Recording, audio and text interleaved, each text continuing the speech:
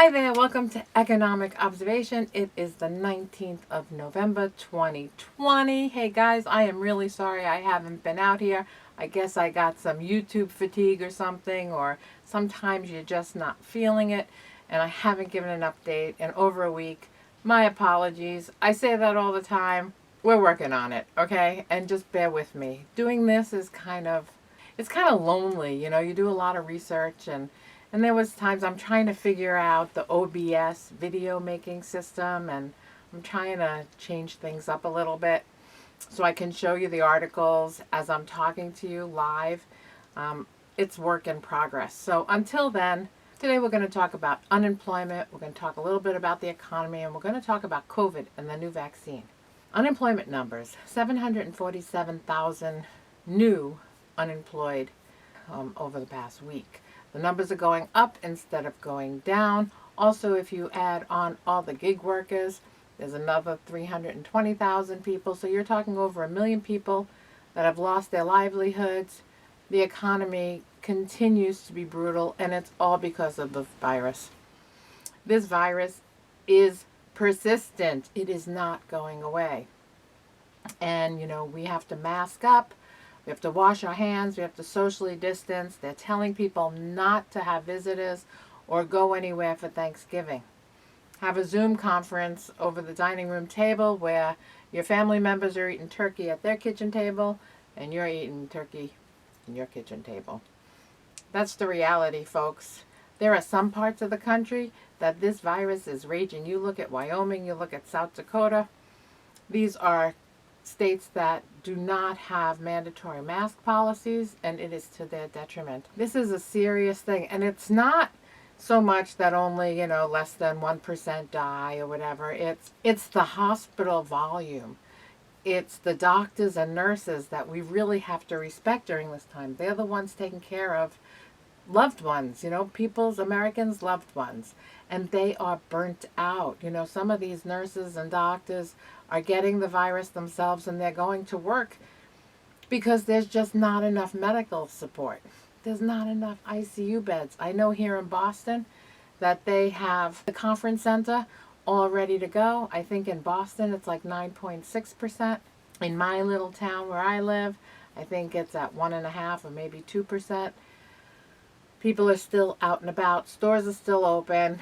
But, you do so at your own risk. Wear the mask, social distance, wash your hands, an awful lot.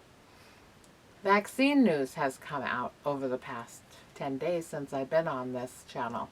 And for as much good, I listened to President-elect Biden and Kamala Harris on what they're going to do or when they take office in January. And then I listened to the coronavirus task force that's currently under this administration. And everyone is really gung-ho about this vaccine.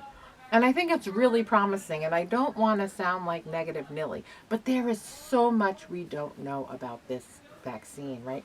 We don't know if once you have the virus, because they give you a little bit of it when they give you the injection, are you transmittable? Are you transmitting that virus? That's not what this study of the research has studied. It's not even on their map. They don't know that yet. We don't know that. There's still a lot to know. They also aren't tracking, can you get really sick? Is this preventing deaths? Is this preventing ICU hospitalizations? We don't know that. I was watching a doctor on TV, and he was really, really fascinating.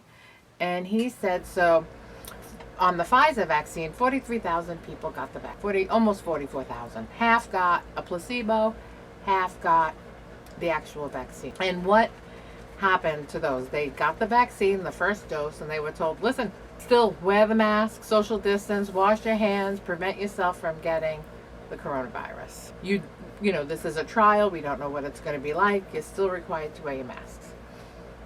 Out of the 22,000 that got the placebo, 84 people got the virus. Of the people that got the vaccine, only 8 of them got the virus, leading them to say that it's 90% effective. But it's effective of what? It's not like you gave them the vaccine and then put them in front of the virus so they can catch it. You don't know the lifestyles of these 44,000 people that got the vaccine. Were they hunkering down? Do they work at home? Are they not going out? Are they not going to restaurants? Are they just, zipping in and out of a supermarket? Are they basically staying home? What is their lifestyle? 84 got the virus who were on the placebo. Only 8 got it who got the vaccine, but it doesn't tell you the whole picture. So I'm not 100% sold on this vaccine, and it is not going to change the economy anytime soon. Together, Pfizer and Moderna say they can get out, I think it was 45 million doses combined within the next, 6 weeks or so. That's worldwide, and that is for 2 doses. So now you're talking 22.5 million people worldwide. Do you think that it's coming to a CVS or a Walgreens anytime soon for you? Come on, folks. We are not seeing this vaccine for a long time. Military, frontline workers, doctors, nurses, it's not even going to be enough for them worldwide. We are not going to see this vaccine for a long time. And this is why I get frustrated with the media or these press conferences, because they don't tell you the whole story. We have months to go with a raging virus and a declining economy. That brings me to stimulus. It looks like Trump is not going to sign anything for his remaining time in office.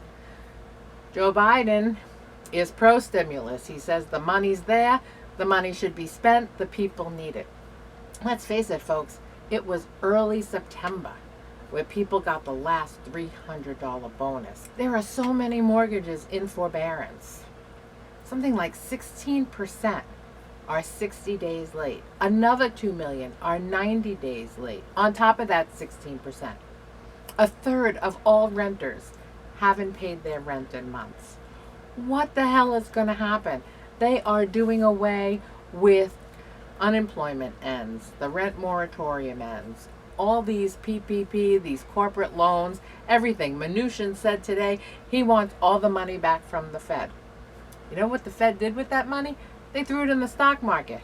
Why do you think that the stock market went up 1,200 points last week on news that a vaccine, which hasn't even been FDA approved, they say is 90% effective, and the stock market goes crazy like it's here today? It's not here today. Listen, this whole thing is going to come crumbling down, folks. I am convinced of it. Once Mnuchin says the Treasury wants their money back from the Fed's going to have to withhold this third $330 billion or something and give it back to Mnuchin because they're stopping all their lending programs. I have never seen a time like this in the history of the United States. People need help. You saw those food lines in Dallas, Texas. Well, I hate to tell you this, folks, but those food lines are in every city across every state in the United States. You can't tell me that your state doesn't have them. Because if you went into even a little town or a smaller city, those lines would be there. People are dying. People are going to be homeless. People are going to be without food. People are struggling, and stimulus is needed. I'm not one for spending a lot of money you don't have. I'm not for that. People need the help, and they need it now. You're talking once January 20th comes, if you sign a stimulus, and you don't even know what's going to happen in Georgia and who the Senate majority is going to be. Because if the Senate majority remains the way it is, there ain't any bills that are going to come through. We are screwed, folks. I know people need stimulus. I get that. I know people, through no fault of their own, can't go back to work. Whether they're in a conference, in the event planning or the conference world or the hotel world or the wedding venue world, or they sell stuff and they're in the fairs and the festivals, or they're lighting and design and, roadies for bands. There's actors on Broadway. New York City's going to lay off 7,000 subway workers because they're cutting their public transportation. This is going to affect all of us one way or another. And it's not just New York, and it's not just the transit workers, because those cuts are going to be across every state if the states don't get any funding. Red, blue, purple, I don't care what your state is not meeting its budget. I tell you, Africa, so many countries on that continent have not been able to meet their debt payments to China. China has invested heavily throughout that continent, from roads to bridges to ports to dams, you name it, China's built it. And China is not forgiving those loans. And when China loans that money to African countries generally put up some kind of collateral. So I know that in Kenya, for instance, China paid to rebuild the train line from the port all the way through Nairobi and into Uganda.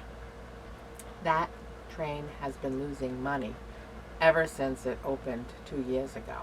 It loses something like $8.9 billion a month. All right, that's a sustainable project, huh? Anyway, since COVID hit, that train hasn't run at all. And now they want to default on the loans. They can't even pay the interest that China wants. So you know what China says? Well, you put up your port for collateral. So, we'll send our mercenaries there and they'll run the port. And they'll take all the money. And they'll make sure that all the imports and exports go directly to China. African countries have so much debt. And China pretty much owns them. Kenya's debt to GDP is something like 69%. That's an insane amount of money. So it's not just zombie corporations. We have zombie countries. And it's not just in Africa. You look at Angola and Kazakhstan, and it's not sustainable. And if you think the US dollar is going to be the world reserve currency, when on the African continent, China starts telling them you can pay us back in yuan instead of dollars, then all those countries will bypass the dollar. Something to look out for. Anyway, nice to talk to you again. Thank you so much for watching. Hit the subscribe button. Hit the like button. A lot going on. Do you want stimulus? What do you think about spending? Are you worried about coronavirus? What's on your mind? Share it with me below in the comments. I'd love to hear from you. Thanks again. I appreciate you. Have a nice day.